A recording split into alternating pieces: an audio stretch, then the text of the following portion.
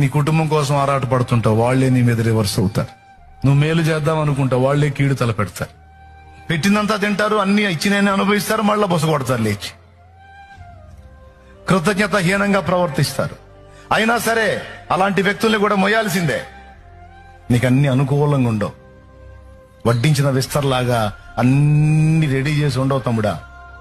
ఒక్కొక్కటి గెలుచుకుంటా రావాలి. అయితే ఒక్కటి మాత్రం నిజం, పోరాటంలో నిన్ను ఉంచుతాడు గాని నీ చెయ్యి మాత్రం వదలడు. నువ్వు ఆయన్ని హత్తుకున్నంత వరకు, ఆయనకెళ్ళి చూసినంత వరకు నిన్ను మునిగిపోనీడు. చేపట్టుకొని నడిపిస్తాడు. ఇందులోనే మళ్ళా నీకు సంతోషాన్ని ఇస్తాడు, ఇందులోనే మళ్ళా నీకు సమృద్ధిని ఇస్తాడు, ఇందులోనే మళ్ళీ నీకు ఆదరణ ఇస్తాడు. అవసరమైనప్పుడు ఒకటి అనుమతిస్తా ఉంటాడు. పోరాటం లేని సేవ లేదు, పోరాటం లేని విశ్వాస జీవితం లేదు, ఉండదు, ఉండబోదు.